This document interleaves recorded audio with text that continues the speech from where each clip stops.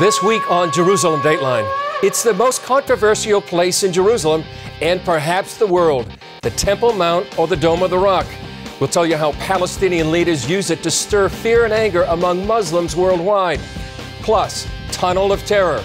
The discovery of an underground passage running from the Gaza Strip into Israel sparks fears that Hamas is seeking to carry out attacks inside Israel. And how the anti-Semitic work of Adolf Hitler is still influencing the Middle East today. Hello and welcome to this edition of Jerusalem Dateline. I'm Chris Mitchell, coming to you from our CBN headquarters in the U.S. It's one of Islam's most revered sites, and it rests in a place that's holy to both Christians and Jews. The Al-Aqsa Mosque sits on the Temple Mount in Jerusalem. And if you want to spark Muslims into an anti-Israel frenzy, just claim that the Jewish state is threatening its existence. It's a tactic that has been tried many times, and although it isn't true, it's aimed at undermining not only Israel, but Judeo-Christian beliefs as well. It's one of the most holy and contested pieces of real estate on earth, the Temple Mount. Muslims have to pray, but others, Christians and Jews, they can visit, just visit. Not to make pray inside. Al-Aqsa Mosque shouldn't be there. For decades, Islamic leaders have used a potent lie to incite Muslims to control it. The libel that Al-Aqsa is in danger declares that the State of Israel, and not some extremist underground group, is plotting to knock down the mosques on the Temple Mount. Known in Arabic as the Haram al-Sharif, or Noble Sanctuary, it's the place where two consecutive Jewish temples once stood. The second was destroyed in 70 A.D. by the Romans. Now, Muslim mosques occupy the site. The Golden Dome of the Rock to my right is the most identifiable Muslim shrine on the Temple Mount. But it's the Al-Aqsa Mosque to my left that Muslims consider the third most holiest site in Islam. They believe that the Prophet Muhammad took a famous night ride from Mecca to Al-Aqsa on his horse, Al-Barak. Al-Aqsa was first built in 705 A.D. The current structure was rebuilt in 1035 A.D., but some see it as the foundation of history. You know, Adam, when he descended from the heaven, he came here and he was pray here. No different between Sulaiman and King David and all the prophets is all the same. They're all been in Al-Aqsa Mosque. Today, the entire plateau is referred to as Al-Aqsa. Nadav Shragai wrote the Al-Aqsa is in danger libel, the history of a lie. He says when Muslim leaders want to unite the masses, they claim it's in danger. The match that ignites the people and brings them to the streets and causes violence is this libel. Al-Aqsa is in danger, and this is baseless. Archaeologist Dr. Gabriel Barkai says there have been excavations near the Temple Mount, but never under it. The Temple Mount, being the most important of all sites in this country and one of the cornerstones of Western civilization, was never touched by the spade of the archaeologist. That doesn't mean, however, that no one was digging. Critics claim Muslims manned the shovels in an attempt to rewrite history. Since the 90s, there were many destructive diggings going on in the Temple Mount, which were not for archaeological purposes, but the contrary, for destroying archaeological data and establishing new political facts upon the Temple Mount. More than 10 years ago, Islamic religious authorities hollowed out room for one of the biggest mosques in Israel, digging up thousands of years of history with bulldozers from under the Temple Mount. Barkai headed an operation to save artifacts from the discarded material. Years later, archaeologists and volunteers still sift through the debris. Barkai says Al-Aqsa is built on top of subterranean hollows dating back to the Second Temple period. The Al-Aqsa Mosque was ruined entirely in 1927 by a severe earthquake. That's the only danger to Al-Aqsa. The only danger is from the rage of the Almighty and not from people. According to Shragai, the Grand Mufti of Jerusalem, Haj Amin al-Husseini, started the libel against Israel in the 1930s, accusing the Jews of wanting to collapse the mosques on the Temple Mount. It led to Muslim rioting and murder of the Jews. And the tactic hasn't lost its potency. Let me say they do not see it as a lie. We asked Muslims in Jerusalem what they think. Yes, it is in danger. Why? Because you see all of the prayers coming inside from other, Jewish. To destroy him, to take the place, it's in danger.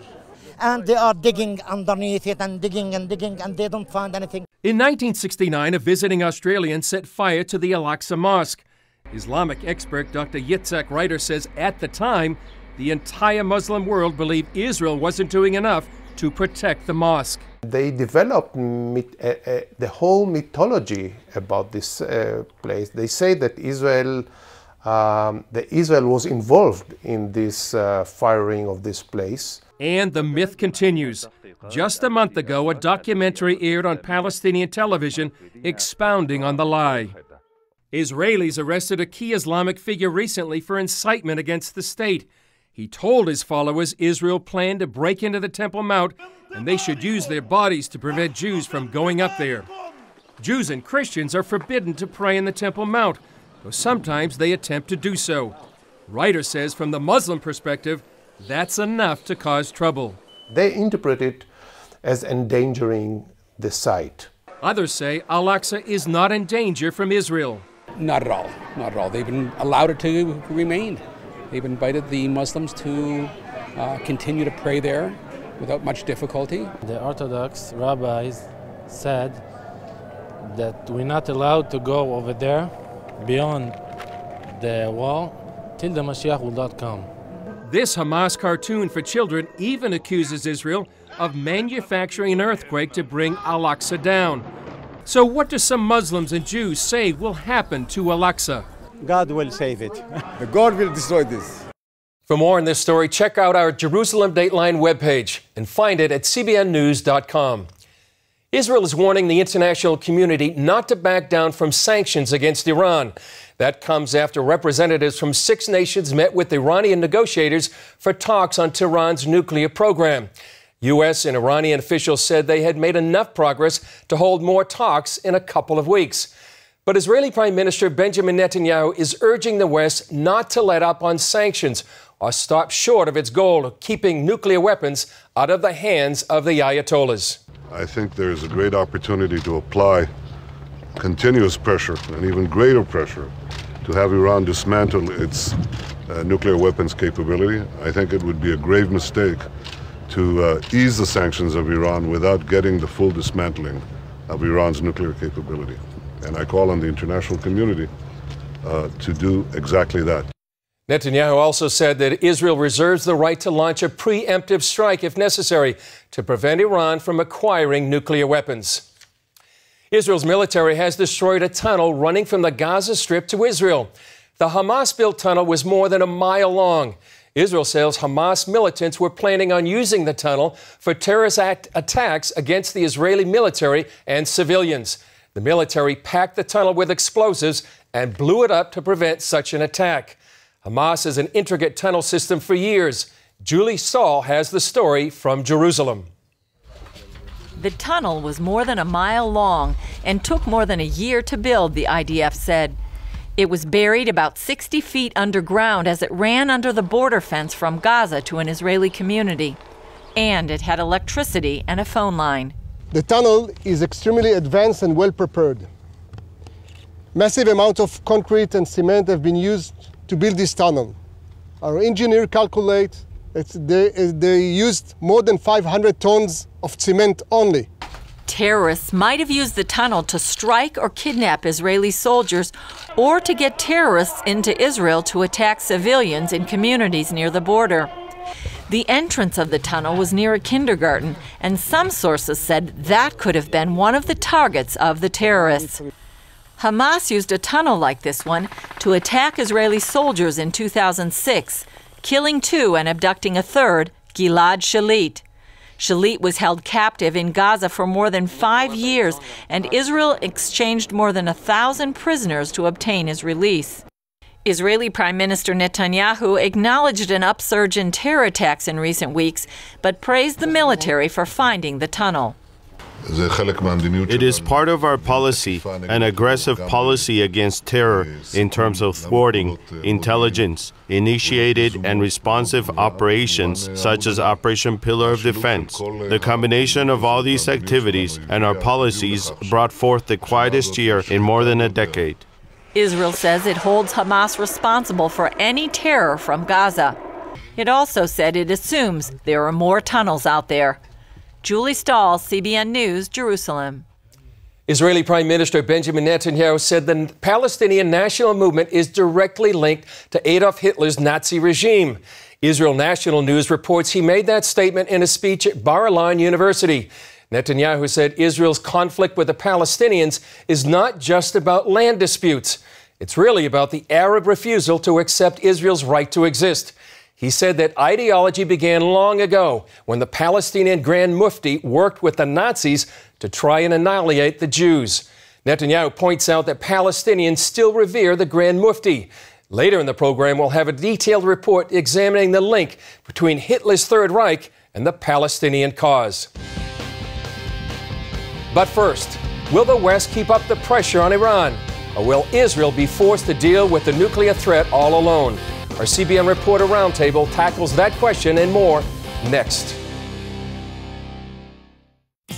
Hi, my name is Breda. I'm just your typical 9-year-old. I love singing, dancing, reading, discovering the simple truth. My grandpa says you're never too young or old to learn the value of a dollar. He taught me the true value of this paper dollar. You see this little gold coin? It says $1 on it. But guess what? That was a long time ago. Today, this gold dollar is worth over 100 paper dollars. This paper dollar is now only worth 1 penny compared to America's former money, the gold dollar. My grandpa says the only money worth saving today is real money, gold or silver coins. He's pretty smart. How our paper dollars lost their value, he says. It's all explained in a new book, The Great Debasement. It's easy and fun to read. If you call the number on the screen, I will send you a copy, totally free. Next time, I'll explain the simple truth about money.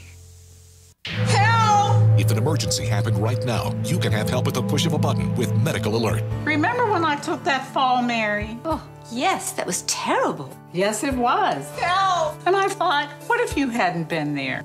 I ordered my Medical Alert the next day. I can't describe how safe I feel now with my Medical Alert. You didn't know I was wearing it, did you?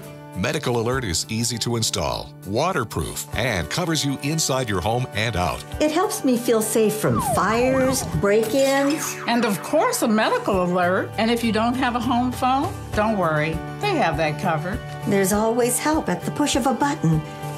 Don't wait till you need it. Get Medical Alert for less than $1 a day. There are no long-term contracts. Order now and get your second button free. Call for your free brochure. For your free Medical Alert system with second button free, call 800-575-8507. Welcome back to this edition of Jerusalem Dateline. The dramatic changes taking place in the Middle East pose a danger not just to the region, but to the world. Particularly at risk are the region's Christians. And joining me now to discuss all these issues are CBN international correspondents Gary Lane and George Thomas. Welcome, Gary and George. George, you've just been back from Egypt. You got the dust of Cairo and Delga on your shoes. Tell me what happened down there. Look, I mean, the Christians of Egypt are truly, they are breathing a sigh of relief because they lived under the Mohammed Mursi tenure for 1 year, and they saw the dark clouds of radical Islam rise over their heads and their spirits, and they were very, very afraid. Not just the Christians, the secular Egyptians were also concerned, and so they're very, very happy. But look, this is the unresolved crisis of Egypt. We are still in the middle of it. People are wondering, you know, I was getting ready to leave Cairo to head up north, and I saw these huge, giant posters of General Sisi, who is not, he's the Minister of Defense, he's not the sitting president at the moment. And so people are asking, wait a minute, are we trying to replace one military dictator, Hosni Mubarak, with another military dictator? And so there is concern that this guy, General Sisi, even though he's popular amongst the Christians, will he become the president of Egypt? And there is some question about that. Yeah, when I was there just a few weeks ago as well, they were saying that Sisi might might be president. I mean, there were a lot of majority, perhaps, of Egyptians who would have voted for him.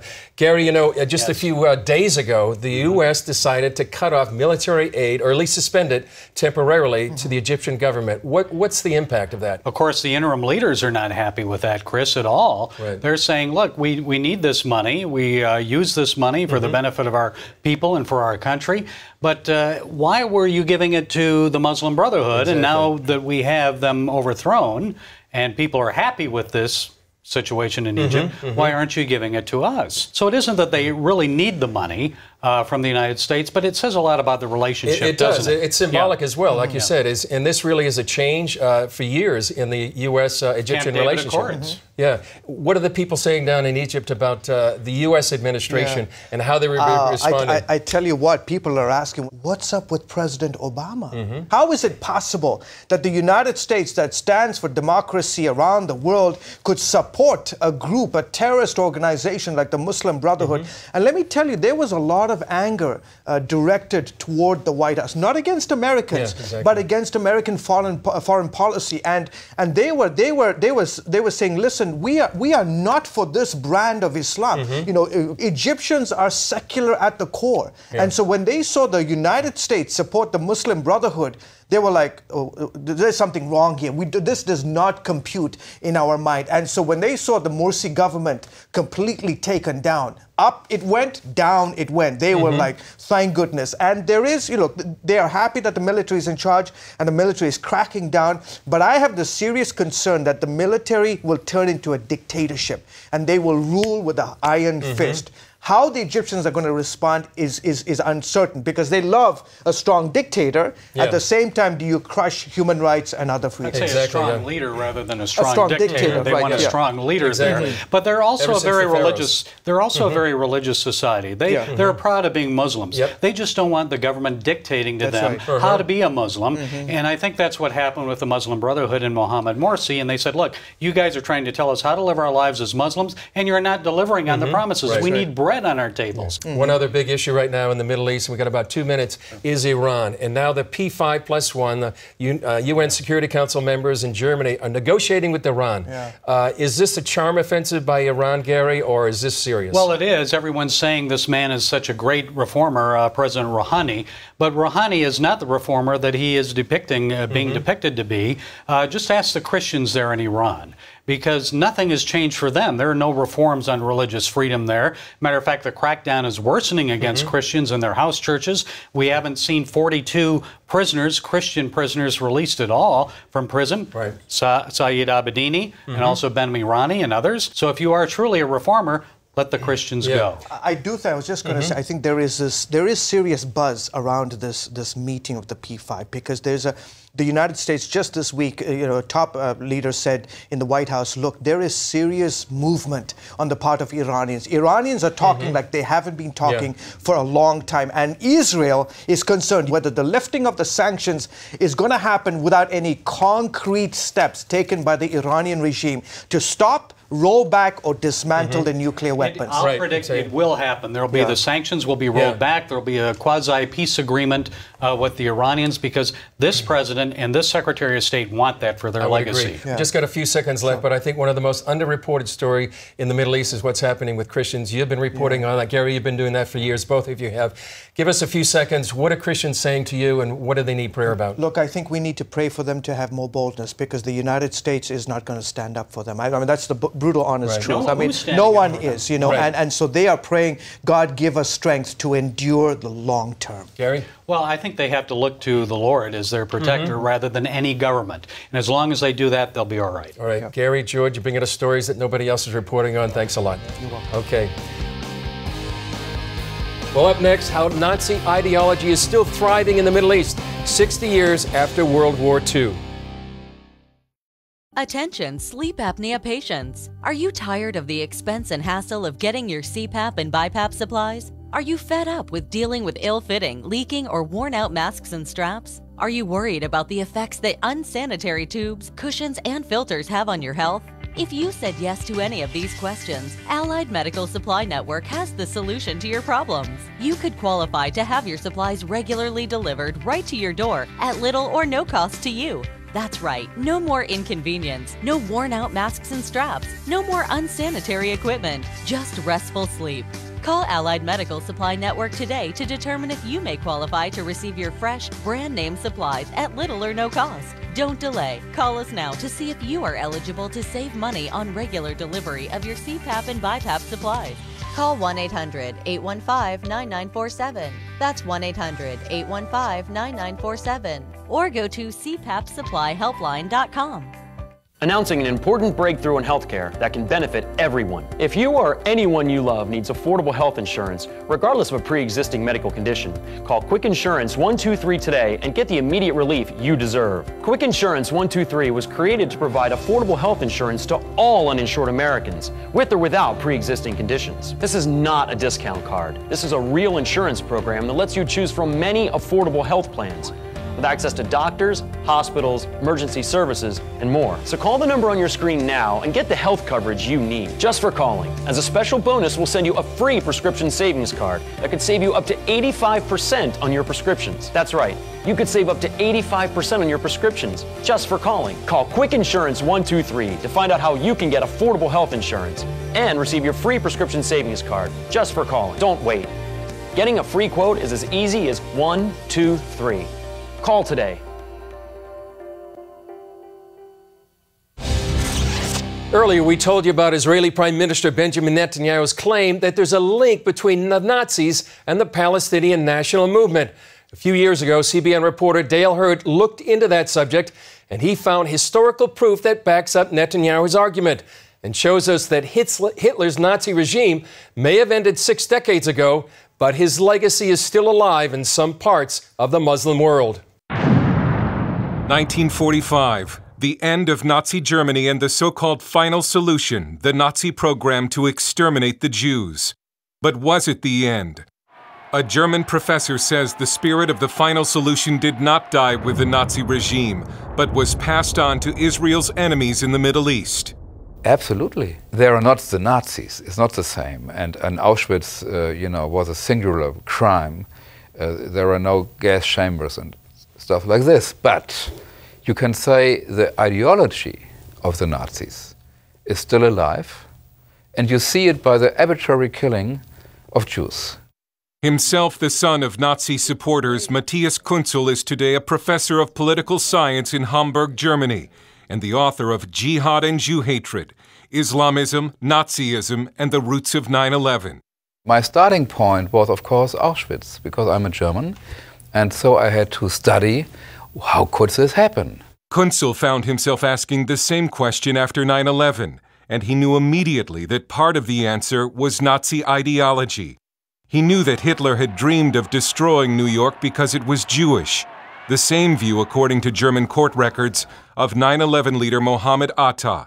When I saw the 9/11 event in television in Germany, it was not difficult for me to see the fingerprints of anti-Semitism even in this event. A central figure in Kunzel's book is the Grand Mufti of Jerusalem, Haj Amin al-Husseini, the highest Muslim authority in Palestine and an ardent admirer of the Nazis. As a close friend of SS Chief Heinrich Himmler, the Mufti spent World War II in Nazi Germany. He helped oversee a German shortwave broadcast to the Middle East called Radio Zissen, which tried to win over Arabs and Muslims to the Nazi cause. Every evening there was this kind of anti-Semitic propaganda in order to influence the mindset of the Arabs. And it was sent not only in Arabic language, but also in Persian language, also in Turkish language. A faithful listener to the anti-Semitic programs in Persian on Radio Zissen was a young Ayatollah Khomeini, who would later turn Iran into a Muslim theocracy which today seeks the destruction of Israel. Kunzel also documents how the Nazis gave money to the Muslim Brotherhood in Egypt. Nazi Germany put all its weight behind the Muslim Brotherhood. And the Muslim Brotherhood distributed Arabic translations of Mein Kampf. The Muslim Brotherhood is the parent of terrorist groups like the PLO, Hezbollah, Hamas, and Al-Qaeda. The Mufti living in Berlin hoped to bring the Nazis' final solution to Palestine, and was personally responsible for persuading the Nazis not to free 5,000 Jewish children, who were sent to death camps instead. After the war, the Mufti faced war crimes charges, but the Allies feared angering the Arabs and allowed the Mufti to return to the Middle East, where he lived until 1974. Before he died, he handpicked as his successor to lead the Palestinians a family relative named Yasser Arafat. The Mufti thought that Arafat would be the right guy to lead the Palestinian movement. Kunzel says parts of Islam have always been anti-Semitic and not because of Nazi ideology. But he says what the Nazis did export to the Middle East is the idea that the world will not be truly liberated until the Jews are dead. If you want to kill any Jew, you go with a suicide belt in the middle of the city and every victim is a good victim because it's a Jew. This is the Nazi mindset. And if you shoot now the rockets, nobody knows who will get killed. But if it's a Jew, it's always good. It does not matter who he was, what he thinks about politics, what he did in his life. If it's a Jew, he or she has to be killed. Dale Hurd, CBN News.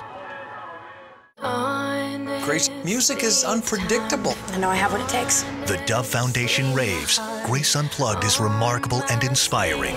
This is not about the music. It's about everything else that goes with it. Dad, were you watching me? A moving and meaningful film. This book, his words shook me. It was like my whole world. That parents and teens should see together, says Focus on the Family. What are you going to do? You're going to drag her back home? Yeah, I might. I think maybe you're fighting God. Just stop running. Grace Unplugged, rated PG, now playing. If you had a choice between going bald and a full head of hair, which would you choose?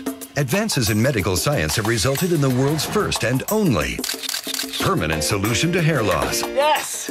You wash it, you cut it. It's your own real, naturally growing hair. When it comes to hair restoration, no one in the world has more experience than Bosley. The results look completely natural and are affordable on nearly any budget. But the entire process can't be explained in 60 brief seconds. So to find out more about this clinically proven and permanent solution to hair loss, call now to receive your free no-obligation information kit. It'll answer all of your questions about hair loss and hair restoration. Plus, we'll also send you this $250 gift certificate just for calling. Every day you wait, you're losing more hair. So don't put it off any longer. You owe it to yourself to find out the facts. Choose hair.